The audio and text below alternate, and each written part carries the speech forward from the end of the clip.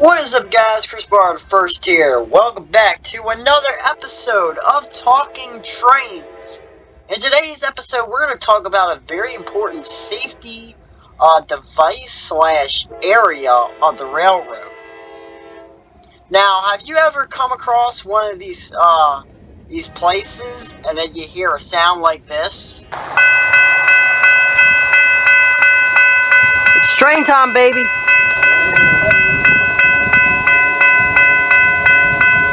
Doing an Instagram live today, folks.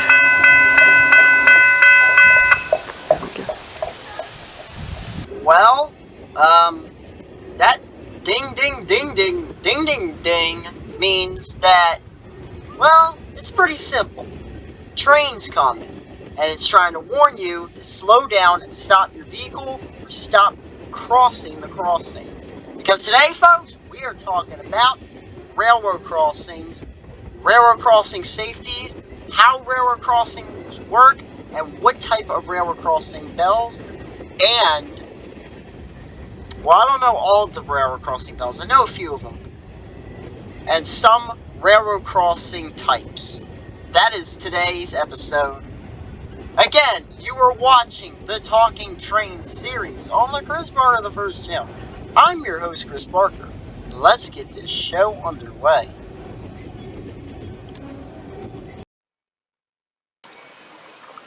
Now, what is a railroad crossing? A railroad crossing slash grade crossing is where a road slash a bike trail slash a trail goes over railroad tracks. Whether it be a short line railroad, a class 1 railroad, or just any railroad in general. It does not matter. They still work the same way. As I just mentioned, railroad crossings just don't go over roads. They can go over bike trails, bike paths, and they can also go over regular walking trails or walking paths. Though that's pretty, with the bike trails and paths, is really not that common itself. It usually guards a road. There is another type of railroad crossing that's really not classified as a railroad crossing, but technically is. That being a railroad diamond. I don't have a picture of a railroad diamond, but you can Google it. A railroad diamond is a railroad track that crosses over another railroad track. If you are not careful, if an engineer is not careful, these railroad diamonds can be very, very dangerous. Railroad diamonds are usually guarded by regular railroad signals way back before the diamond. This is how you know that a train is well alerted before entering the diamond. He'll know that another train is coming because the signal might be red. Or a train might not come at all. And then the train will cross over the other set over the diamond while there's no other train going in the other direction. But still, either way, both can be really, really dangerous. Let's see here. Back to the actual crossing, what we're talking about today. Railroad crossings. Railroad crossings, again, go over railroad tracks. And, it's a place where railroad tracks goes over a road. It's all the same thing. However, railroad crossings can be extremely dangerous if you do not know what you're doing and if you do not know railroad safety. So that's what we're going to get into next. Railroad crossing safety. Railroad crossing safety. The first thing you should do. Now, I'm going to start with the school buses first. Implemented late back in the early 2000s, there were so many bus accidents relating to trains. And the FRA and the state and the federal government were getting really sick and tired of this happening. So what they decided to do was implement a law. This law is a federal law. If bus drivers do not follow this law, they will lose their job. The law states that when a bus comes to a railroad crossing, that bus must open the door, watch, look, and listen for moving, fast, passenger, or freight, any kind of train. They must watch, look, and listen for trains while they are sitting there. If no trains are coming, they were clear to proceed over the crossing. Again, if bus drivers do not follow this law, they will lose their job and get fined 100%. It's for your own good. It's for their own good. It's for the kids' own good. Very, very simple. That is really the simplest law to follow. Now, what should a car slash a truck do? Now, cars and trucks do not have to do what bus drivers have to do. They do not have to stop, watch, look, and listen. They can just proceed over the crossing. However, is that the smartest thing to do? No. Matter of fact, that is pretty dang stupid not to do that.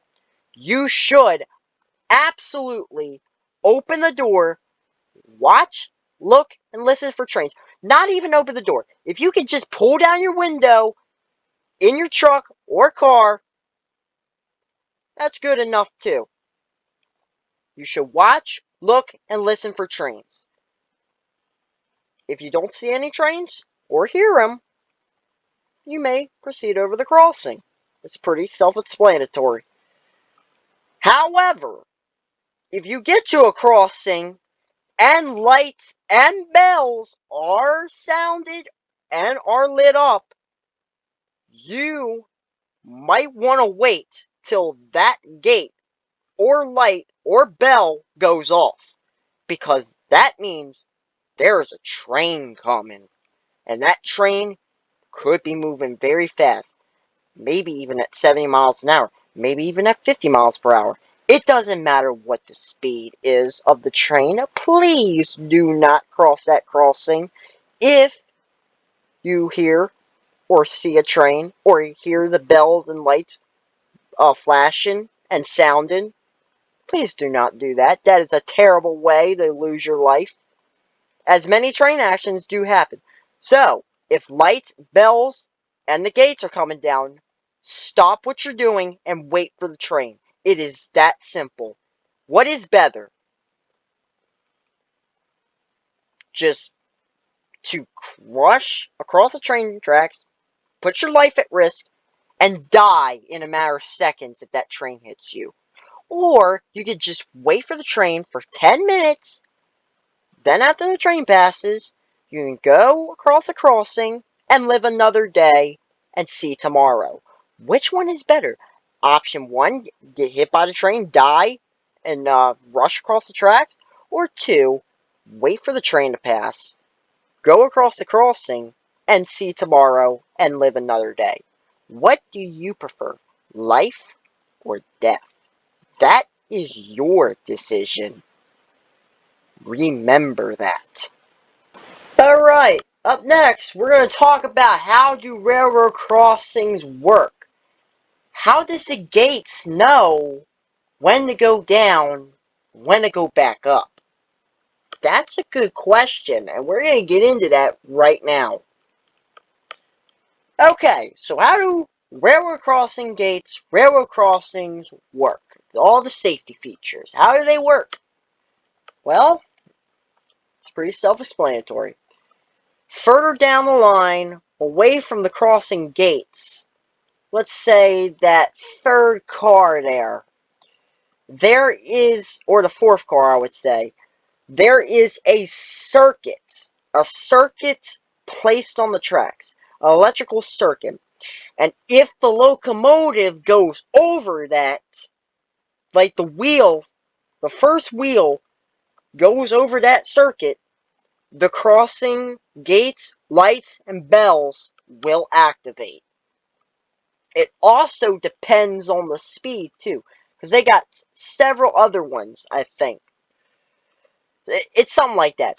It has a speed sensor, almost. So, if a train is going really, really slow, where that second car is on this Amtrak train is where the gates and lights will start to go down.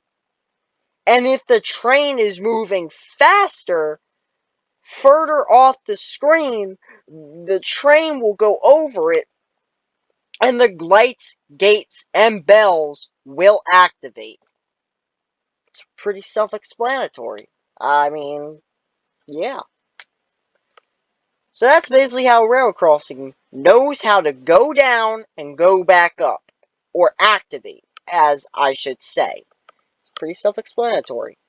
It's not rocket science, folks. It really isn't. So if you think that railroad crossings are magic, you're wrong, because they're not.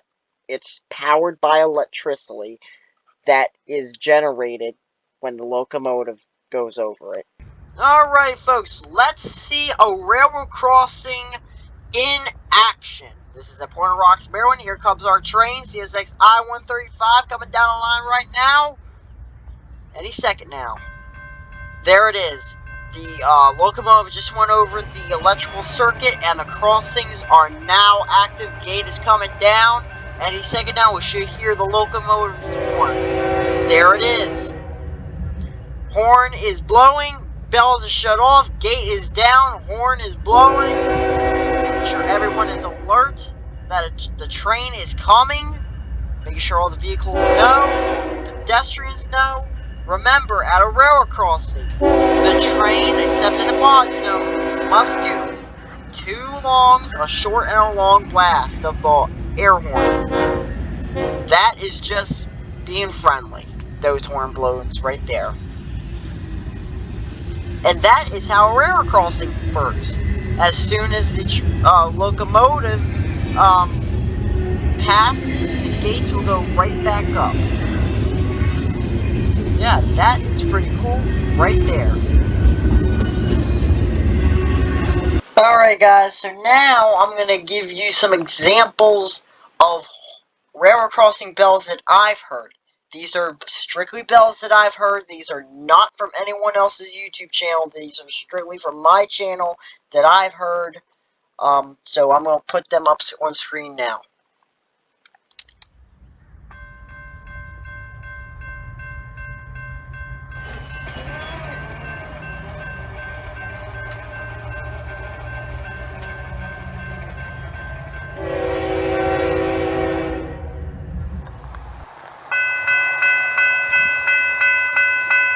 It's train time, baby.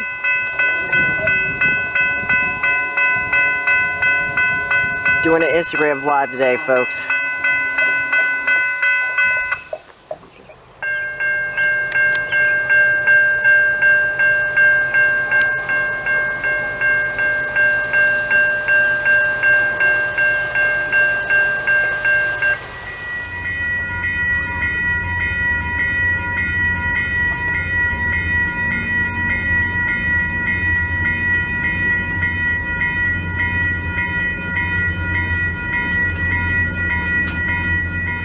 Alright folks, so there you have it.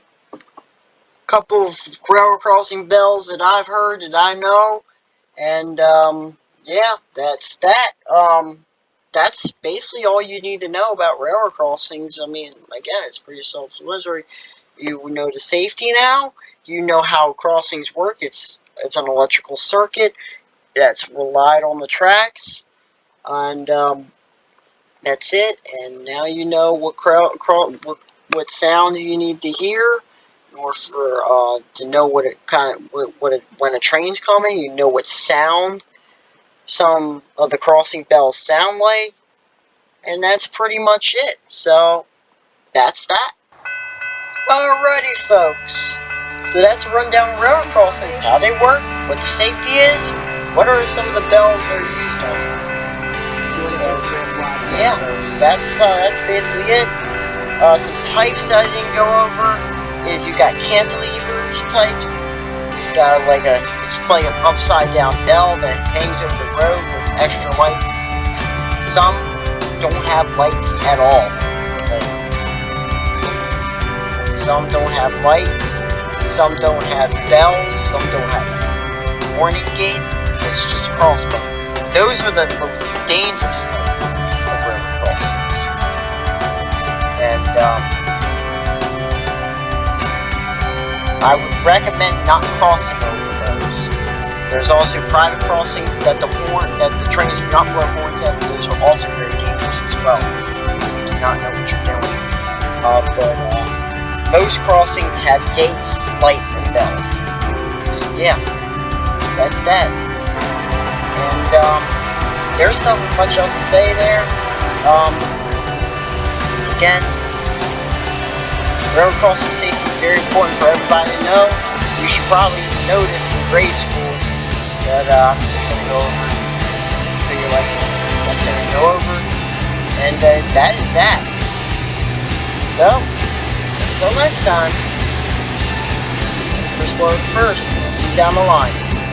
Thanks for watching.